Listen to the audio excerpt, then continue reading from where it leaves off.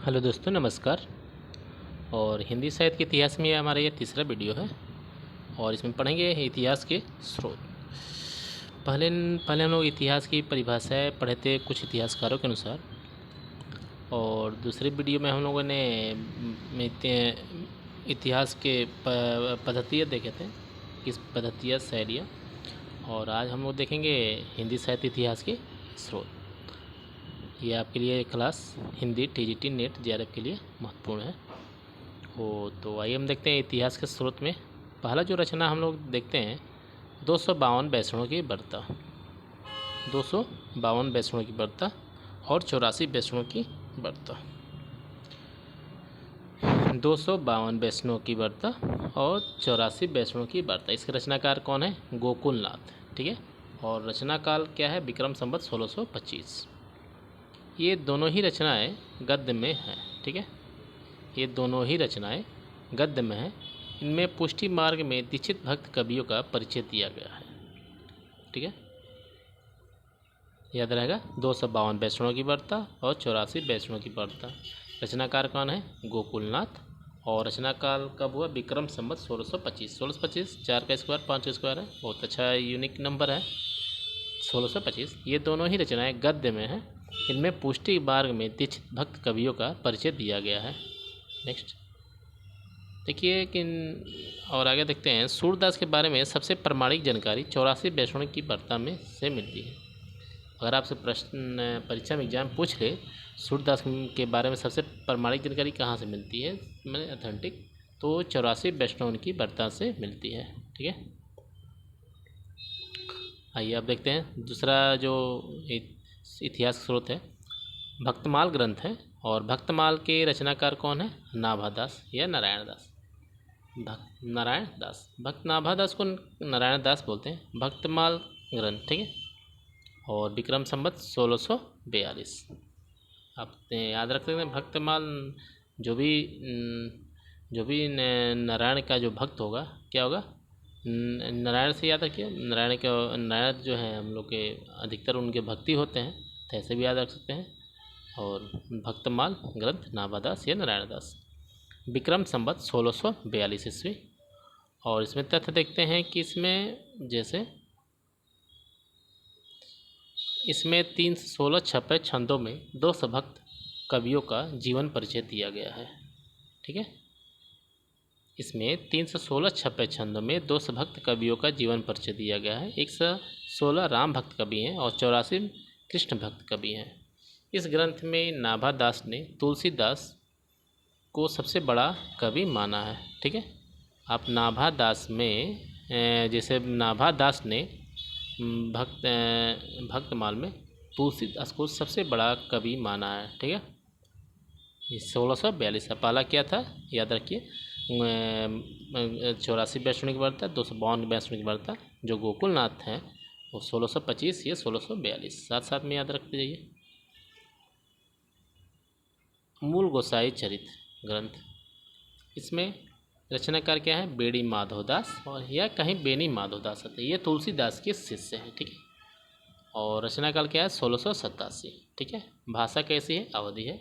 इस रचना में दोहा, चौपाई, त्रोटक छंदों में तुलसीदास का जीवन परिचय दिया गया है।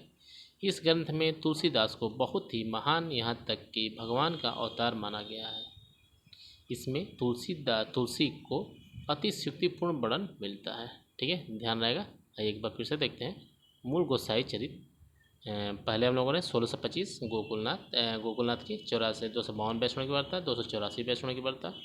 उसके बाद आता है भक्तमाल जो नारायण दास या नाभादास। ठीक है, नारायण है तो नारायण के भक्त ही होंगे, भक्तमाल ग्रंथ उस।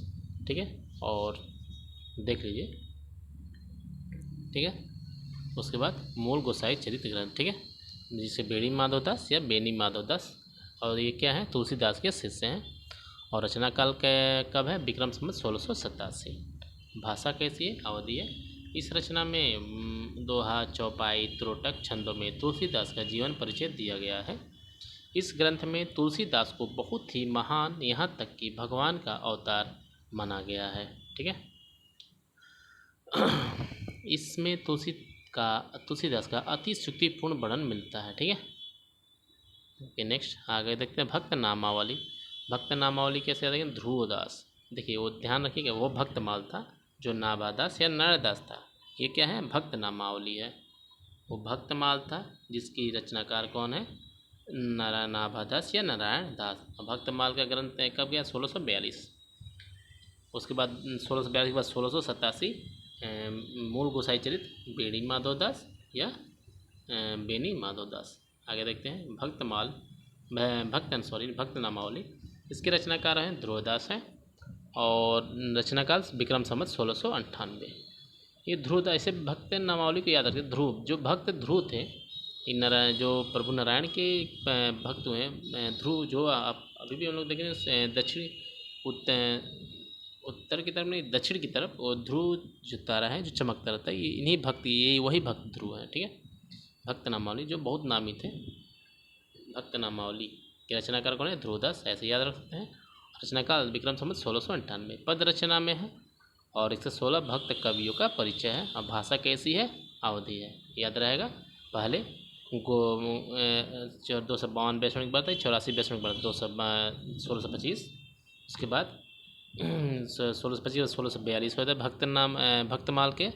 भक्तमाल के बाद क्या आता है? मूल गोसाई चरित्र 1687 और उसके बाद 1698।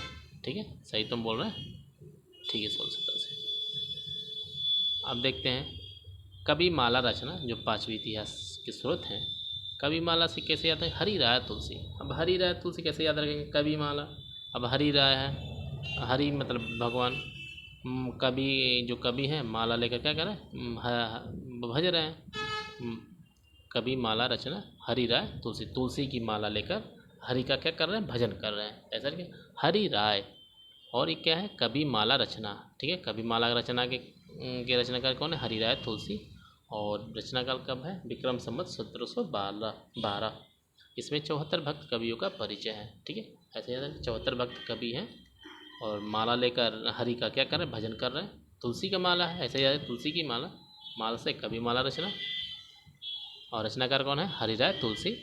और रचनाकाल विक्रम संवत 1712। इसमें 74 भक्त कवियों का परिचय है। ठीक है, आगे देखिए कालिदास हजारा। रचनाकार कौन है? कालिदास त्रिवेदी। कालिदास हजारा का कालिदास त्रिवेदी याद रख सकते हैं। और रचनाकाल कब है? विक्रम संवत 1775। ठीक है, और तथ्य क्या है? 212 भक्त कवियों के 1000 पदों का संकलन है। ठीक है, 212 भक्त कवियों के 1000 पदों का संकलन है। इसी रचना के आधार पर ठाकुर शिव सिंह सेंगर ने शिव सिंह सरोज की रचना की थी। ठीक है, शिव सिंह सेंगर ने शिव सिंह सरोज की रचना की थी। याद रहेगा कालिदास हजारा। इसके रचनाकार कौन है? कालिदास त्रिवेदी। और ये 1775। और तथ्य क्या है? 212 भक्त कवियों के 1000 पदों का संकलन है। इस रचना के आधार पर ठाकुर शिव सिंह सेंगर ने शिव सिंह सरोज की रचना की थी। ठीक है, शिव सिंह सरोज की रचना किसके आधार पर की थी? कालिदास हजारा। और काव्य निर्णय का रचनाकार कौन है? भिखारीदास। रचनाकाल 1742। काव्य निर्णय कैसे याद रखेंगे? जैसे मान लीजिए कोई भी भिखारी, तुम काव्य के निर्णय करोगे? भिखारी कहीं का, काव्य के निर्णय तुम करोगे?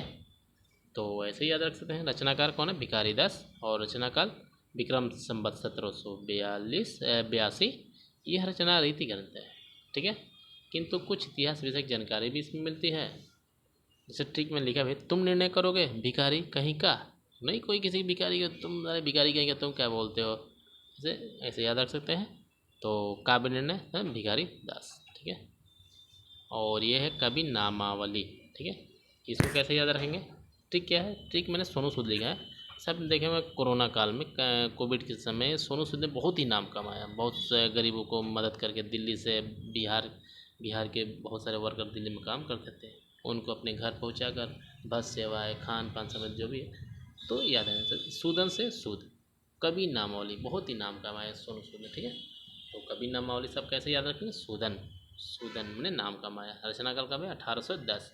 इस रचना में 10 कवित्व छंदों में 10 कवियों का परिचय दिया गया है। ठीक है, याद रहेगा। एक बार शुरू से देख लेते हैं। देखिए 252, देखिए मेन 252 वैष्णव की व्रत है, 84 वैष्णव की व्रत है। रिवीजन याद क्या करना है, फैक्ट जो है गोकुलनाथ और 1625 याद रखिए, 4 का स्क्वायर 5 का स्क्वायर है, ठीक है। और ये 284 वैष्णव की वार्ता में सूरदास की सब बारे में सबसे प्रमाणिक जानकारी कहीं से मिलती है सूरदास की, तो 84 वैष्णव की वार्ता, ठीक है। देखिए तो 252 वैष्णव की वार्ता, 84 वैष्णव की वार्ता। नेक्स्ट इसके बाद आते हैं भक्तमाल ग्रंथ नाभादास या नारायण दास 1642, 16 वाले याद रखिए। इसमें तो 16 छपे छंदों में तो उस भक्त कवियों के जीवन परिचय दिया गया है। और मूल गोसाई चरित बेड़ी माधवदास, बेनी माधवदास तुलसीदास के ये शिष्य हैं 1687, ठीक है। 1625, 1642, 1687, 25, 42, 87। नेक्स्ट और भक्त नामावली 1698, ठीक है। 16 वाले में 4 है, याद रखें। 1625, 1642, 1647, 1698, 25, 42, 87, 98, ठीक है। सॉरी अभी मैंने 47 बोला था, ये क्या है 87 है, ठीक है। बेड़ी माधवदास या बेनी माधवदास तुलसीदास क्या है, शिष्य है, क्या है मूल गोसाई चरित्र ग्रंथ। भक्त नामावली याद रहेगा ना, ध्रुवदास है भाई। अब ये है कविमाला रचना, ये 17 सेक्शन है। कविमाला 1700 वाले में 3 है, 1712 कविमाला रचना हरिराय तुलसी, 1775 कालिदास त्रिवेदी की है, कालिदास हजारा। और इसके बाद हम लोग लेंगे 1782, ये काव्य निर्णय किसका है, भिखारीदास, ठीक है। तुम निर्णय करोगे भिखारी कहीं का, इसे याद रख सकते हैं ना, 1782। अब ये कवि नामावली जो सोनू सूद है, एक कह रहे हैं 1810। इस रचना में 10 कवित्व छंदों में 10 कवियों का परिचय दिया गया है। तो हमारे इतिहास के स्रोत का ये तीसरा वीडियो समाप्त होता हुआ। और इतिहास के स्रोत में और भी वीडियो हैं, तो अगले चौथे क्लास में जरूर लेके जाएंगे, ठीक है। तो इस वीडियो को देखने के लिए आपका बहुत बहुत धन्यवाद। अगर वीडियो आपको थोड़ा बहुत भी अच्छा लगा हो तो आप इसे ज़रूर लाइक करिएगा और सब्सक्राइब भी करिएगा, ताकि मैं अगली वीडियो आपके तक पहुंचा सके। धन्यवाद, नमस्कार।